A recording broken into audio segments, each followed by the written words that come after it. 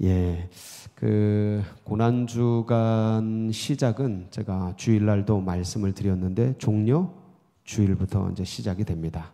근데 우리가 새벽 기도를 월요일부터 하기 때문에 마치 고난주간이 월요일부터 시작되는 것으로 이렇게 알고 있을 수 있습니다. 근데 종료 주일부터 시작된다는 것 기억하시고, 그러면서 제가 그러면 고난주간에 주님이 어떻게 움직이셨는가를 한번 정리를 하고, 그리고 오늘 우리가 나누는 이 말씀이 포도원 비유인데 이 비유가 어떻게 이제 이 고난주간에 오늘 그때 나오게 됐는지 상황을 같이 좀 나눈 다음에 의미들을, 메시지들을 좀 같이 나누도록 하겠습니다. 주일날 이제 고난주간 쭉 펼쳐지면 주일날 주님께서 종료 주일이니까 뭐 하십니까? 나귀 타고 예루살렘 성에 입성하시죠. 입성하시고 그리고 주님께서 성전을 들어가십니다. 성전을 들어가셔서 성전 전체를 쭉 한번 돌아보십니다. 그러니까 이 돌아보는 거하고 성전 청결하는 거는 좀 다릅니다. 종료 주일날 예루살렘 성에 들어가셔서 그리고 성전을 자세히, 성전이 굉장히 큽니다. 그래서 자세히 훑어보십니다. 다 보시는 거예요. 아마 굉장히 감회가 새로우셨을 겁니다. 자기 자신의 육체가 이제 죽을 것, 성전이 무너질 것, 그러면서 이 성전에 대한 여러 가지 감회들이 새로우셨을 겁니다. 그래서 이렇게 돌아보시고 베다니로 나오시죠. 성 밖으로 나오십니다. 주님께서 매일 고난주간에 출퇴근하신 건 아시죠? 매일 예루살렘 성 안으로 들어갔다가 밖으로 나오셔서 베다니에 쉬셨다가 또 들어가셨다. 이거 매일 출퇴근하십니다. 수요일 날만 기록이 없기 때문에 이제 침묵의 날이라 해서 행적이 없으신데 매일 출퇴근을 하십니다. 그리고 이제 어제였죠. 월요일 날 아침에 나가시면서 저를 조그맣게 띄워주시고 그 PPT를 좀 올려주세요. 가능하다면. 가능한지 모르겠는데 그래서 월요일 날 이렇게 나가시면서 시장하신지라 무화과나무 혹시 열매가 있나 봤는데 열매가 있어요, 없어요? 없어가지고 무화과나무를 저주하죠. 그래서 이게 권위의 날이다. 월요일 날은 권위의 날이라 그래서 저주하시고 이제 성전에 들어가셔서 성전 청결을 하십니다. 내 집은 만민이 기도하는 집이다. 너희가 강도의 소굴을 만들었구나. 그러면서 주님이 채찍을 들고 휘두르시고 진짜 전례 없는, 볼 수 없는 엄청난 분노를 이제 표출을 하시죠. 거룩한 분노라 그러는데, 그러면서 막 상 뒤집고 동전 바꾸는 사람들 다 쫓아내고 그렇게 해서 권위를 다시 세우십니다. 그래서 월요일을 권위의 날이라고 합니다. 이건 다 이제 신학자들이 정리를 해서 그렇게 한 겁니다. 그리고 이제 화요일 날이죠. 오늘은 뭐합니까? 주님이 성전에 들어가셔서 논쟁을 하십니다. 논쟁을 하시는데 처음에 이제 대제사장 사두개인 바리새인 이들이 예수님께 나와서 너 무슨 권위로 이런 일을 하느냐, 권위에 대한 논쟁부터 시작이 돼서 주님께서 이제 세례 요한의 권위가 어디로부터 왔느냐 그러면서 또 계속해서 이제 논쟁을 하시다가 그 논쟁을 하시는 거에 연이어서 주님이 비유로 말씀하신 것이 세 가지 비유가 나오는데 그 첫 번째 비유가 그 두 아들 비유입니다. 큰 아들, 작은 아들. 기억나시죠? 두 아들 비유. 그 다음에 이제 오늘 우리가 다루게 되는 이 포도원 농부 비유가 나오고, 그 다음에 세 번째가 혼인잔치 비유가 나옵니다. 이 세 가지는 맥락이 있습니다. 그러니까 니들이 권위에 대해서 나한테 논쟁을 하냐? 그러면서 너희들이 지금 어떤 상태인지를 볼 수 있도록 이 세 가지 비유를 얘기해 주시는 겁니다. 그런 맥락에서 이 비유가 나오게 되고, 그 다음에 이제 세금 논쟁, 부활 논쟁, 이런 쭉 가장 큰 계명이 뭔가 이런 논쟁들이 쭉 나오고, 이제 이 화요일 날 끄트머리에 예수님께서 종말에 대한 예언을 제자들이 묻죠. 주님, 마지막 날은 어떻습니까? 그때 이제 종말에 대한 예언을 마태복음 24장이죠. 쭉 이제 설명을 하게 되고, 이제 둘째 날이 마치고 셋째 날, 내일이죠. 수요일 날은 침묵입니다. 침묵의 날. 아무것도 행적이 없습니다. 그리고 목요일 날, 목요일 날은 뭐 하십니까? 내가 이 유월절 먹기를 원하였노라. 최후의 만찬을 하시죠. 마가의 다락방에서. 그래서 이제 세족식 하시고, 그 다음에 성만찬을 제정하시고, 그 다음에 여러 가지 이제 이때에 이제 고별 담화라 그래서 쭉 마지막 고별사를 얘기하십니다. 여기에서 이 목요일 날 포도원 비유가 나오는 거죠. 포도원 비유. 아버지는 농부요, 나는 참 포도나무고, 나는 참 포도나무고 너희는 가지니 붙어 있어 많은 열매를 맺어라 하는 이제 포도원 비유가 목요일 날 나옵니다. 그래서 이제 목요일 날 이 비유를 같이 나누게 됩니다. 그리고 성만찬 하신 다음에 어디로 가십니까? 감람산 겟세마네로 가시죠. 그리고 거기서 기도하시다가 이제 금요일 날, 목요일 자정이 넘어서 이제 금요일 날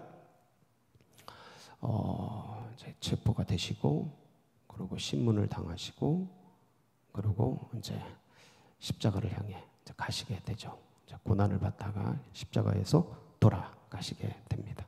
그리고 이제 토요일 날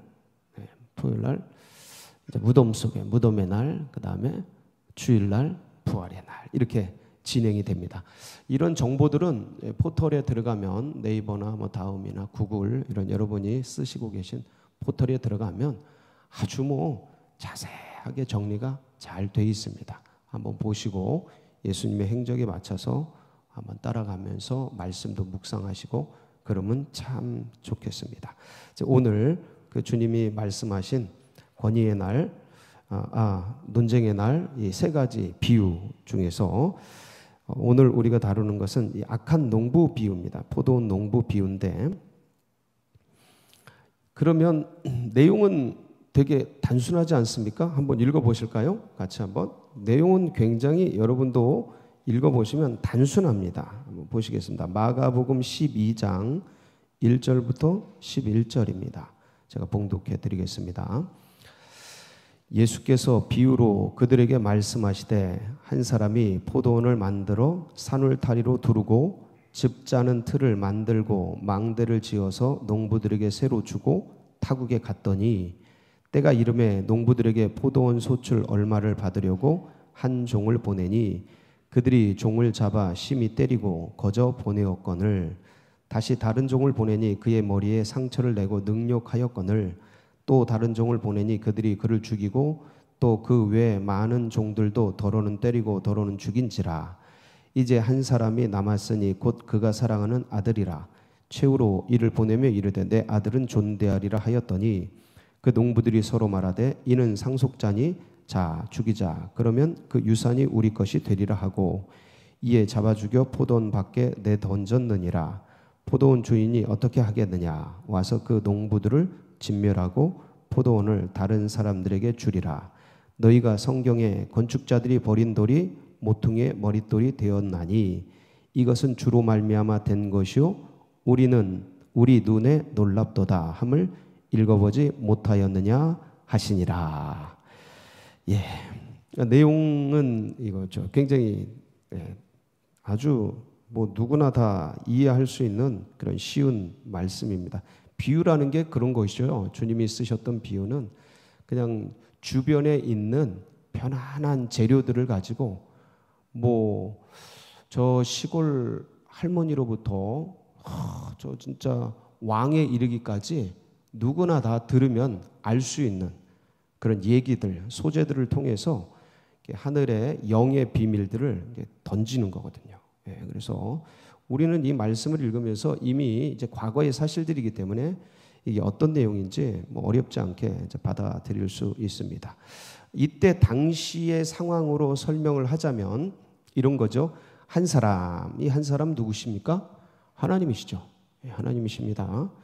그리고 포도원을 만들었어요. 이 포도원이 뭡니까? 이스라엘이죠. 두말할 나위가 없습니다. 이스라엘입니다. 자, 그리고 이제 산울타리로 두르고 이제 틀도 만들고 망대를 지어서 농부들에게 새로 줬습니다. 농부들은 누구겠습니까? 유대인들, 이스라엘의 구성원들이죠. 예, 유대인들입니다. 자, 그리고 타국으로 갔습니다. 예, 그렇게 됐습니다. 자, 때가 됐어요. 추수 때가 됐습니다. 그래서 이제 농부들에게 뭘 거두려고요? 포도원 소출 얼마를 받으려고 한 종을 보냈어요. 한 종을 보냈습니다. 근데 이 농부들이 웬일인지 아니 주인이 보낸 종에게 소출을 줘야 되는데 소출을 주지 않고 매를 줍니다. 때리고 그렇게 합니다. 그리고 그래서 이게 무슨 일이지? 다른 종을 보냅니다. 그랬더니 또 때리고 상처 입히고 능욕하고 또 다른 종들을 보냈어요. 이제 죽여버리고 그렇게 핍박하고 더 많은 종들을 보냈더니 이제 다 쫓아내고 죽이고 그랬습니다. 그래서 마지막에 내 아들을 보내면 소출을 주리라. 그리고 이제 아들을 보냈습니다. 이 아들이 누굽니까? 예수 그리스도. 이거 너무 쉽죠.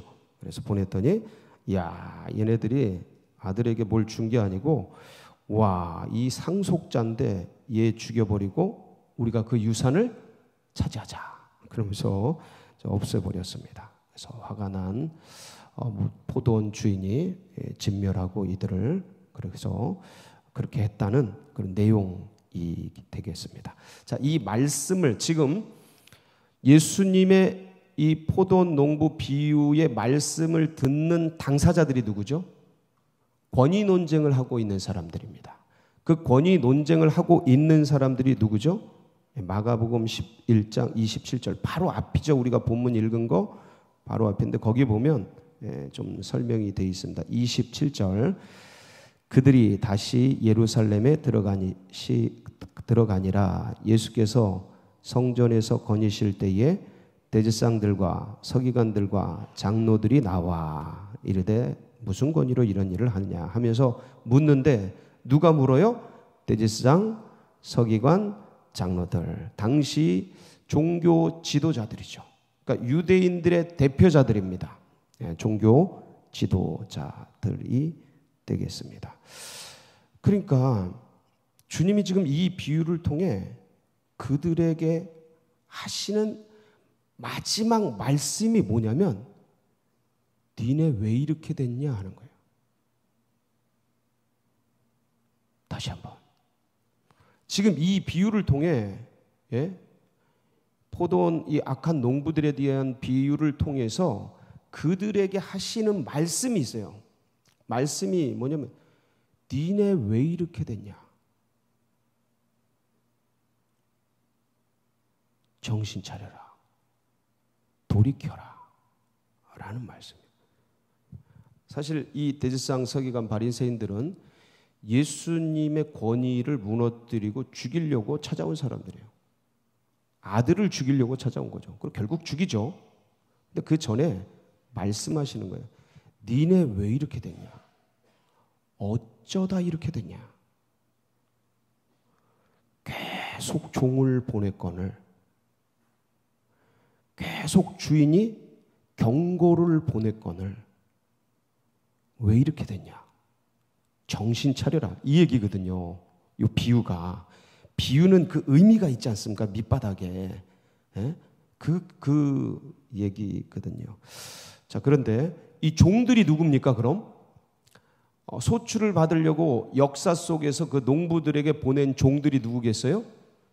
히브리서 1장 1절 2절에서는 이렇게 설명하죠. 다 알죠? 선지자들, 예언자들이죠. 한번 보겠습니다. 히브리서 옛적에 선지자들을 통하여 여러 부분과 여러 모양으로 우리 조상들에게 말씀하신 하나님이 이 모든 날 마지막에는 아들을 통하여 우리에게 말씀하셨으니 이 아들을 만유의 상속자로 세우시고 또 그로 말미암아 모든 세계를 지으셨느니라. 근데 저 상속자와 종들을 다 죽이고 때리고 그렇게 하게 되죠. 자, 이제 이 말씀은 살았고 운동력이 있어서 2000년 전 말씀하신 것이지만 그것이 영을 통해서 우리 앞에 놓여질 때는 이게 지금 우리에게 하는 말씀으로 받아야 되는 줄 믿습니다. 아멘이십니까? 예, 그렇다면 우리는 다시 한번 이 말씀을 돌아보면서 이 농부들은 왜 이렇게 됐을까?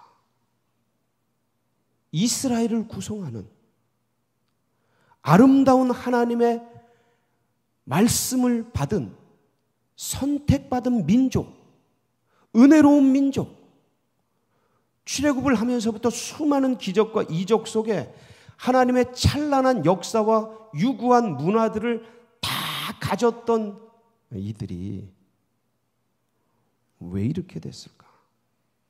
이 부분을 우리가 같이 한번 포착을 한다면, 개신교가 출발한 지 500년이 됐는데 유대교는 이렇게 무너졌다 손치더라도 우리는 그럼 잘하고 있는가? 이 고난주간에 우리는 500년 동안 주님께서 이 종 보내시고 저 선지자 보내시고 저 예언자 보내시고 혹시 마지막 날 이 코로나 보내신 거 아닌가? 정신 차리라고 라는 의미로 우리가 이런 말씀을 받는다면 이게 진짜 살아있는 말씀이죠. 이게 나에게 하는 말씀, 레마의 말씀이 되고 은혜의 말씀이 저는 된다고 믿습니다. 그래서 어떤 면에서는 좀 아픕니다. 근데 이런 고난주간의 이런 아픈 말씀, 내 자신을 깨는 말씀, 우리를 다시 한번 돌아보는 말씀, 이것들을 듣지 않는다면 우리가 언제 듣겠습니까? 예? 누가 이런 말 좋아하겠습니까? 예, 그래서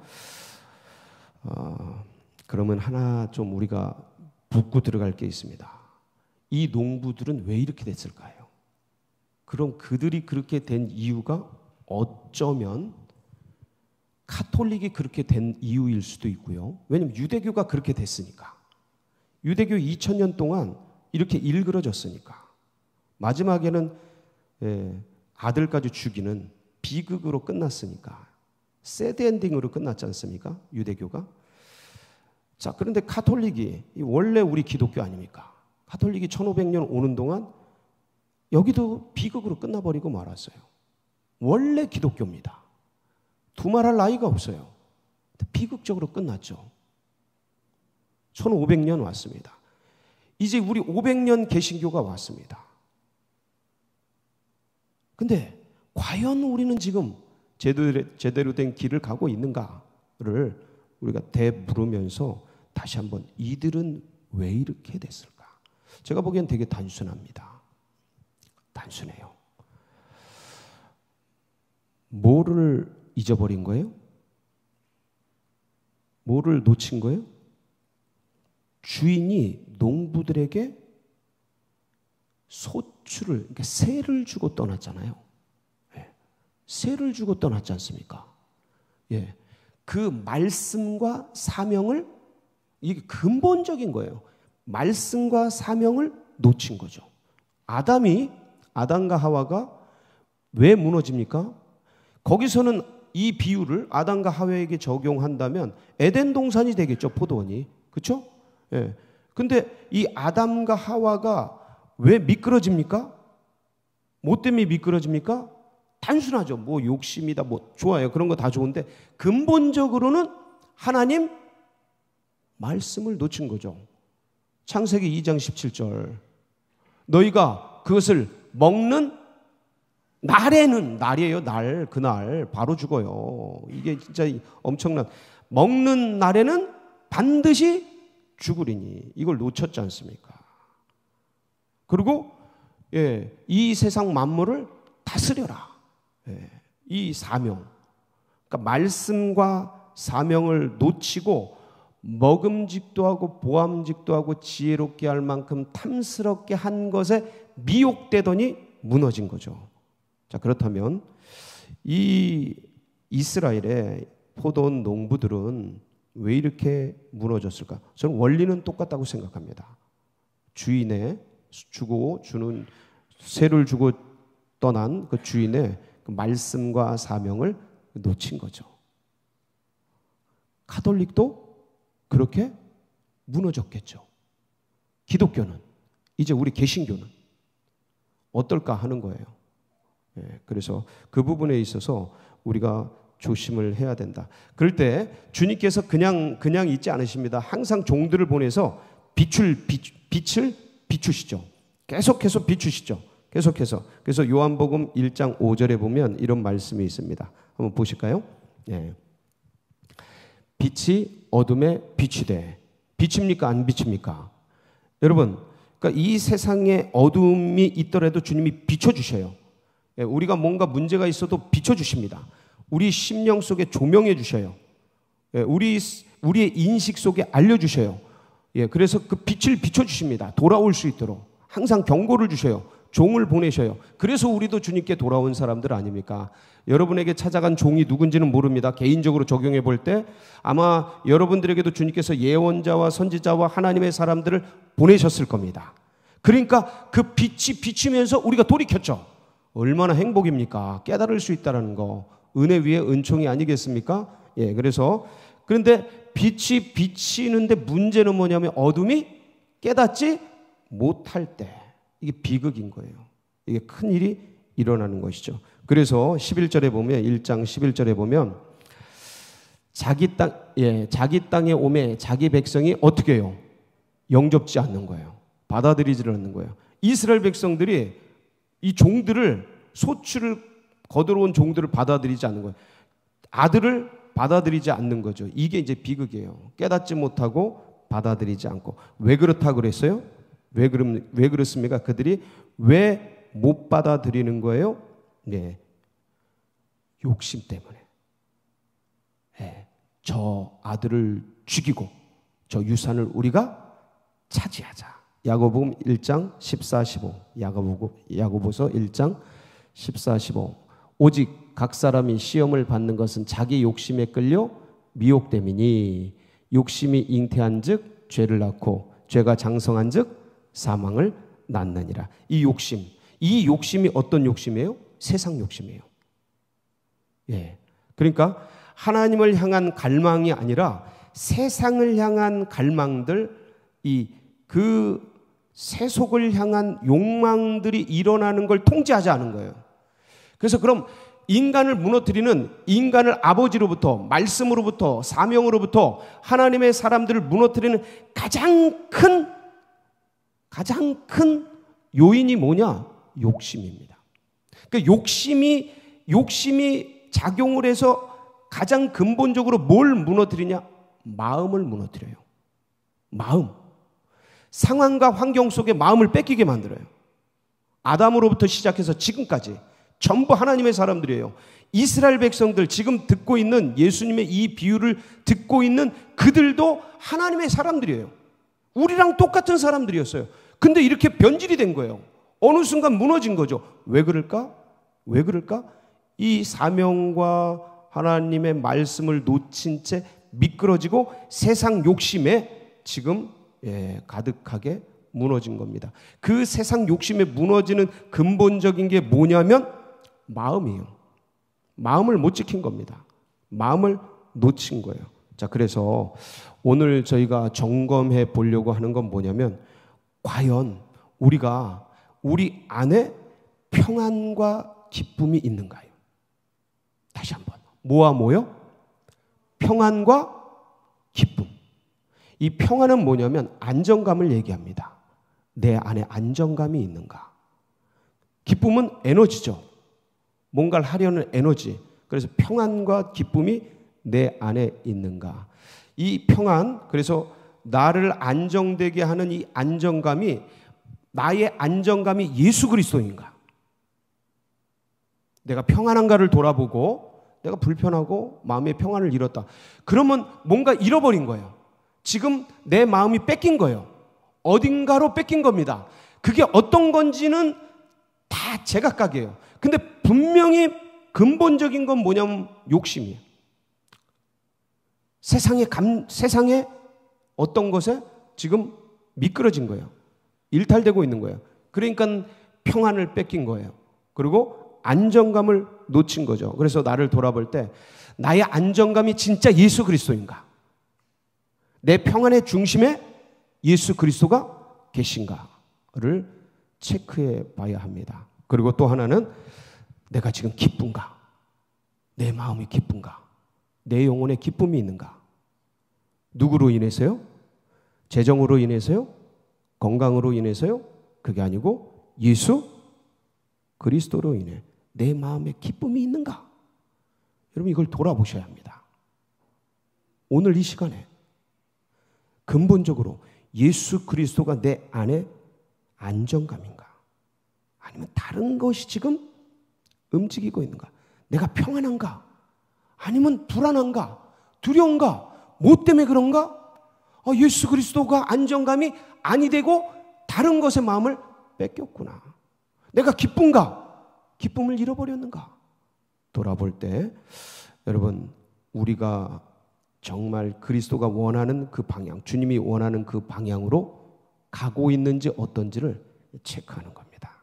여기서부터 시작됩니다. 아주 단순하게. 근데 이걸 놓치면 먼지가 계속 쌓이면 감각이 무너지게 돼요. 주님께서 요한복음 13장 10절에 유명한 얘기를 하십니다. 어떤 얘기를 하셔요? 이미 목욕한 자는 뭐밖에 닦을 것이 없다? 발밖에 닦을 것이 없다. 예, 한번 띄워주실까요? 요한복음 13장 10절. 그러면 거기 보면 예수께서 이르시되 이미 목욕한 자는 발밖에 씻을 필요가 없느니라. 온몸이 깨끗하니라. 너희가 깨끗하나 다는 아니니라 하시니. 자, 이것을 역으로 돌려보면 목욕한 자도 뭐는 닦아야 된다? 발을 닦아야 되는 거예요. 저 발이 뭐예요? 세상 먼지가 앉는 장소예요. 세상 욕심이 앉는 장소예요. 매일매일 닦아야 돼요. 어디서? 바로 이 자리에서. 안 닦으면 어떻게 되는 거예요? 저 먼지가 발을 덮고 배를 덮고 몸을 덮고 감각을 잃어버리고 하나님께로부터 일탈되는 거예요. 목욕한 자인데, 다시 한번, 누군데요? 목욕한 자인데 미끄러지는 거예요. 이 대제사장 사두개인 바리새인들이 이 과정을 거친 겁니다. 출애굽한 1세대의 백성들이 이 과정을 거친 거예요. 그 무한한 하나님의 영광을 보고도 미끄러진 거죠. 그래서 이제 고난주간 2주간을 지내면서 오늘 논쟁의 날 하나님께서 이스라엘 백성들의 지도자를 향한 그 말씀을 우리가 가슴에 담으면서 보던 농부 비유를 통해서 내 안에 근원적으로 너희들 왜 그러느냐? 너네 왜 이렇게 됐느냐? 이 한국교회는 왜 그렇게 됐느냐? 이 사회가 왜 이렇게 됐느냐를 물으실 때 내 안에 평안과 기쁨이 예수 그리스도인가? 돌아보시면서 오직 예수 그리스도를 붙들고 달려나가는 복된 날이 되시길 축복합니다. 같이 기도하시겠습니다. 예. 주님께서 우리에게 주신 이런 하나하나의 말씀 속에 이런 귀한 메시지가 있고 은혜가 있습니다. 그래서 오늘도 이 가슴에 품고 주님, 이 거룩한 말씀 앞에서 우리를 돌아보면서 다시 한번 주님 앞에 나아가는 그런 시간이 되기를 원합니다. 우리 주님 앞에 잠잠하게 조용하게 기도하면서 나아가도록 하겠습니다. 기도하십니다. 아버지 하나님 감사합니다. 감사합니다. 주님의 은혜와 사랑으로 오늘도 우리에게 이런 귀한 말씀을 주셨습니다. 주님, 주께서 우리에게 주신 하나하나의 언의 말씀들을 돌아보면서